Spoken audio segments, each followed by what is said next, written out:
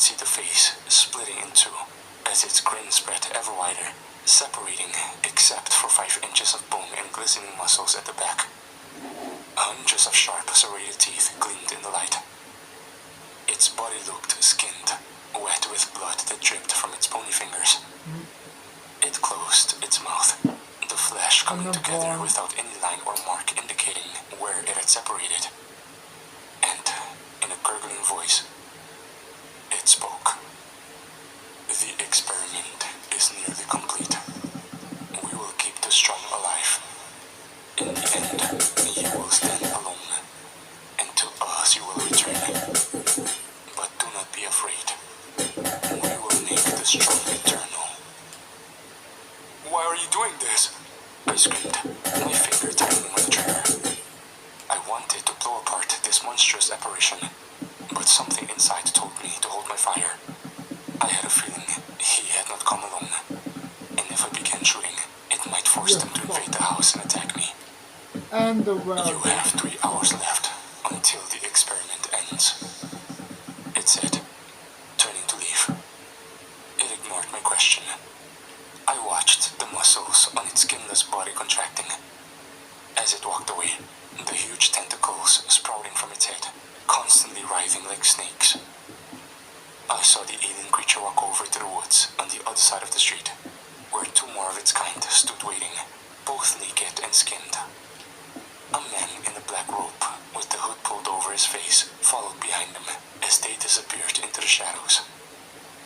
I hadn't realized just how massive they were until a human form stood directly beside one.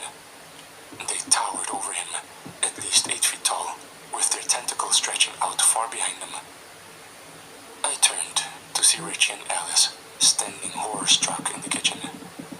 They were preparing some of the perishable food by flashlight, making ham sandwiches with cheese and lettuce, drinking milk and orange juice.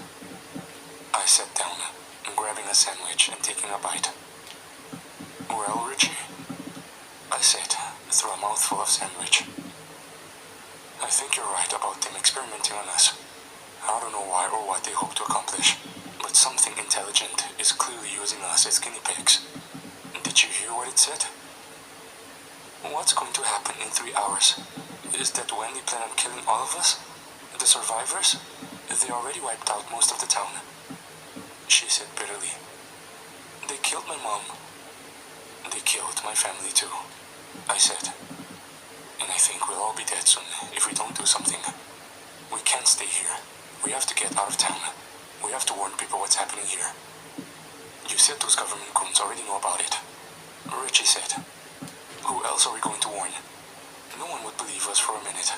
I barely believe it. I felt like I had been slapped. I hadn't thought about the men in the black SUVs ever since we took Alice in. Where had they gone? Why weren't they here? Tracking down people associated with the anomaly and shooting them. Unless they had abandoned the town. Perhaps it had gone too far for such measures in to my be of any world, use. in this world, Perhaps it's just that was why they had disabled 911 by the time I got to Richie's house. also the other A shiver of fear creatures entered my in body my as I gut. contemplated it. What you What feel, about revenge? From You Melissa and your really wife, my He pointed at me. species of world. and your mother. He pointed at Alice. You're I gonna laughed at die. that. Revenge? With what? The 3 magazines I have left for this rifle? You guys don't even have weapons. And she's just a 10-year-old girl.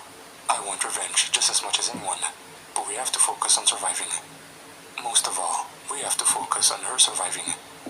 I said, nodding towards Alice. We're the only people left now who can help her get out of here alive. Richie was about to say something when shrieking started outside. I heard a man yelling for his life. I ran to the window and saw someone banging on Alice's house across the street. Oh God, please help me, someone! He screamed. When no one answered, he began running towards Richie's house. I figured he had been doing this for a couple of minutes. But when he saw the beam of the detachable flashlight on the gun through the front window, his eyes widened. Oh, thank God, he said. Please let me in. They're right behind me. I looked at the man in wonder for a long moment. Then, recognition came